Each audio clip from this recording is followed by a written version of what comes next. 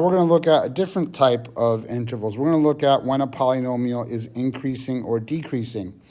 So polynomial functions extrema occur at the function's turning point, which is where the graph changes direction.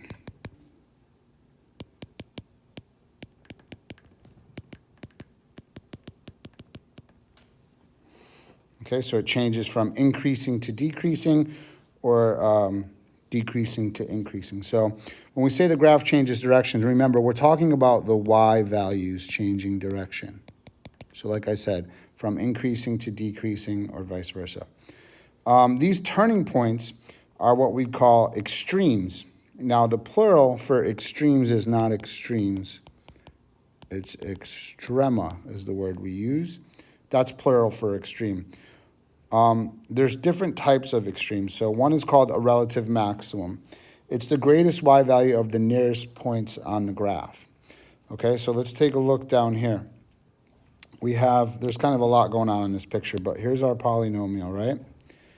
This is a relative maximum because in its area, it's the biggest y value, right? It's the tallest, highest y value.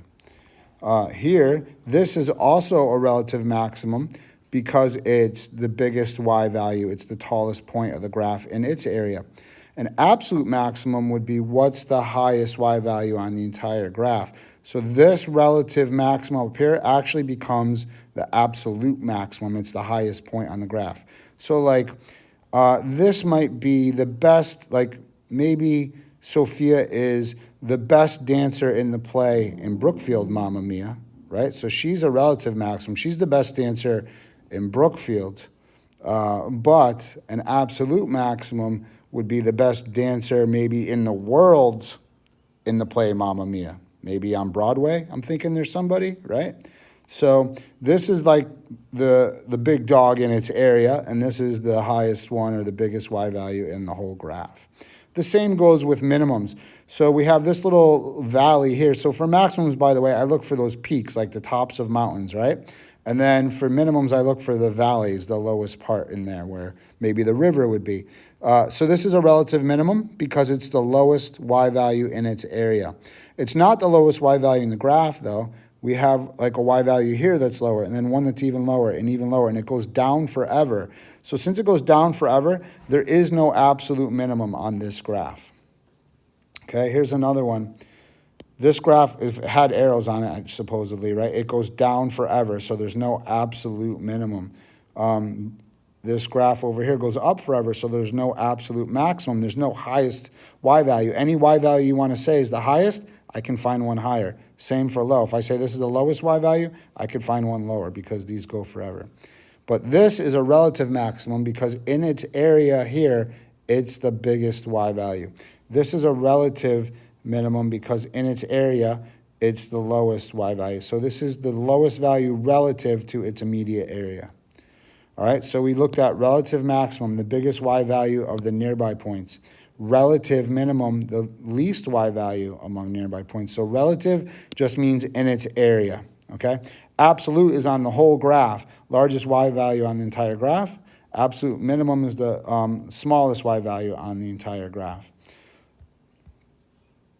Absolute max and mins can only occur in even degree polynomials. Why is that? Because if it's an odd degree, the end behavior is opposite. One side goes down forever, the other side goes up forever. So therefore, we can't have a lowest value and we can't have a highest value. All right, intervals of increasing and decreasing. So the increasing or decreasing intervals refer to the behavior function as we travel left to right.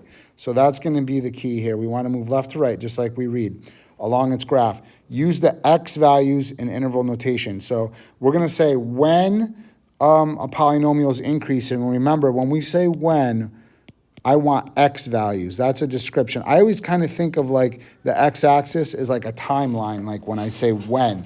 I want to describe for what x values is the y value increasing, okay, as you go left to right. So we use a number line and the graph to help us determine these intervals. So once again, we'll use a number line to help.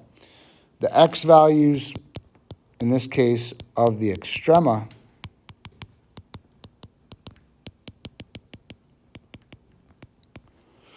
go on the number line, and in between them, you draw an up arrow to show increasing, or if you want, you could write the word, the abbreviation INC for increasing, and a down arrow, or you can write the abbreviation decreasing if the function's decreasing. Then we write the intervals in proper interval notation. So we're going to use that number line to help us. All right, so let's look at a polynomial here. It's increasing, then there's a turning point, a maximum, and then it starts decreasing. And then there's another turning point where it hits a maximum and turns around and goes up. So these could be called maximums or turning points. So these are the things that are going to go on our number line. Now remember, this is like a description of x values. So this lowest x value all the way to the left is negative infinity, and all the way to the right is positive infinity. What goes on this number line is where the function is neither increasing nor decreasing. Right at this point, at the very top, we can't say the function's increasing or decreasing. It's doing neither because it's switching from one to the other. And that x value looks like it's at -1.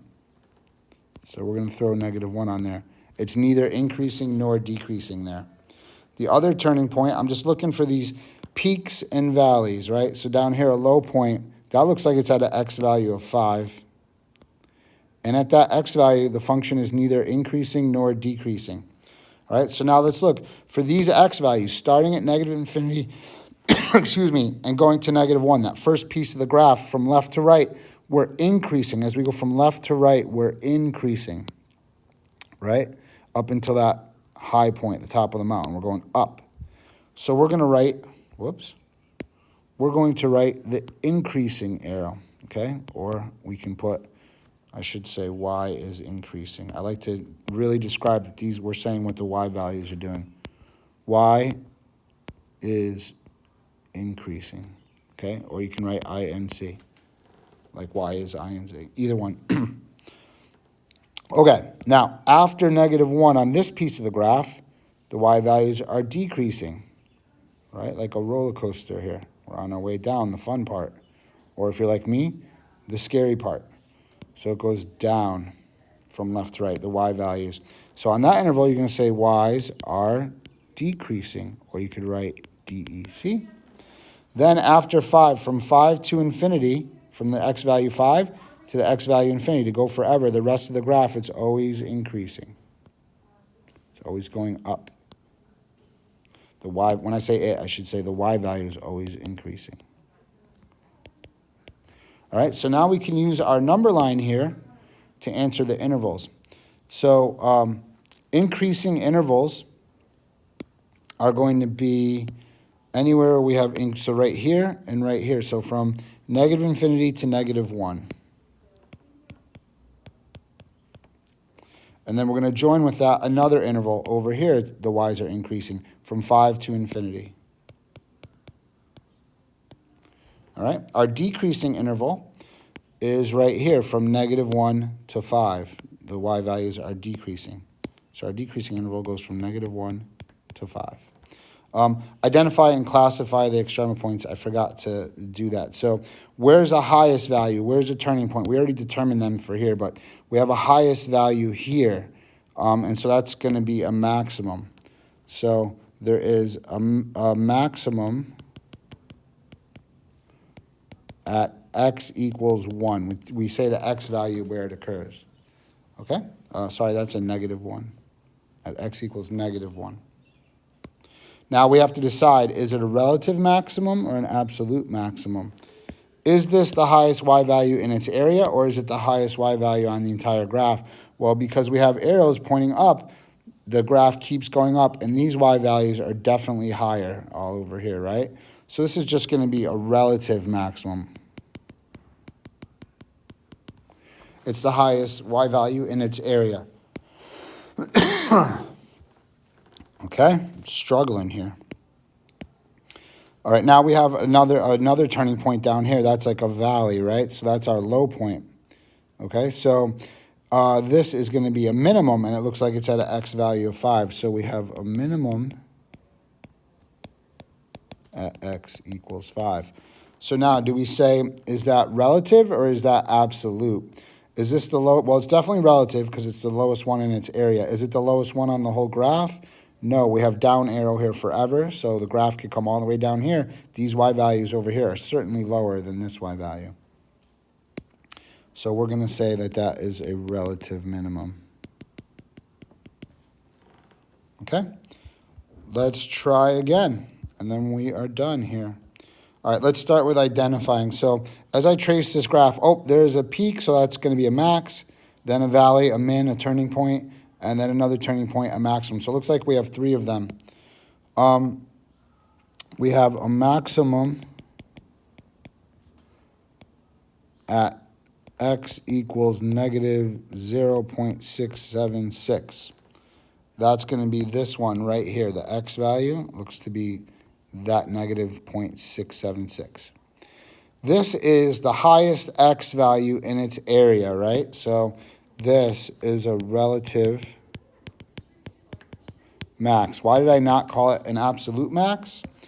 Because I have this maximum over here, which looks to be the highest point of the graph. So this one is going to be our absolute max. This part here is a minimum, and it's definitely not the lowest part in the graph. We have all these parts over here on both sides that are lower. So this is going to be a minimum, but it's going to be a relative minimum. So let's write that out over here. So our first maximum at this one, this was a relative. Then we have, I need a drink of water, relative minimum at x equals 0.65, right? Because this minimum occurs at this x value, which it says is about 0.65.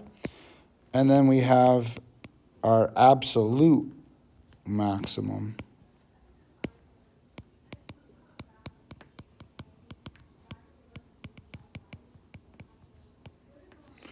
at x equals 2.277. Right here, we have our highest value at 2.277, and that's an absolute max. Okay, so now we can make our number line here, and it's our x-axis. Our lowest x value is negative infinity. Our biggest x value is positive infinity. Looks like we have a 0 right here at negative 0.676, right? I kind of see that one there. We have a turning point. Oh, wait, I said 0. Sorry. We have a maximum, a turning point where the function is neither increasing or decreasing here. That's a maximum or a turning point. Here we have a minimum or another turning point here, and that's at 0.65, 0.65. Then we have another turning point here at 2.227. So this one's going to be at, oh no, that's no good.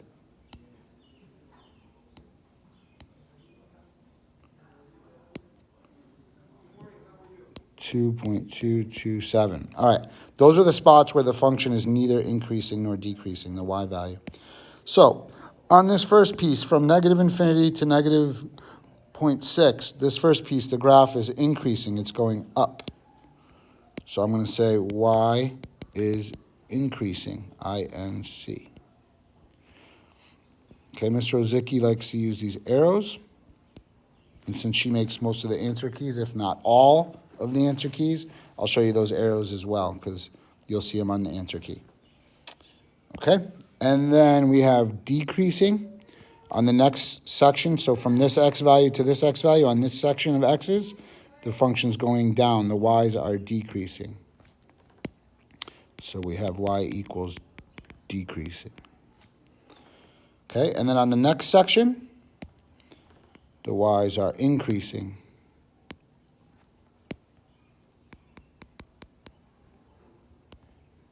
Going up. And then on the next section, the y's, and the final section, the y's are decreasing. All right, so let's write our intervals. For our increasing intervals, there's two of them. Negative infinity to negative 0.676. Right, that's this one here. Y is increasing from negative infinity to negative there. And it's increasing again on this interval from 0.65 to that number. So union 0.65 to 2.227.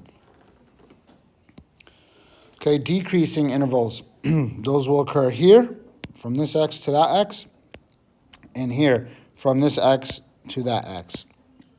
So decreasing from negative 0.676 to 0.65. And then again, it's decreasing starting at 2.227 and ending at infinity. I would like to mention once again, we always use open brackets for these intervals, which is nice. Forgot to mention that. Yeah, so always use open brackets. And that is it. Thank you. Awkward ending engaged.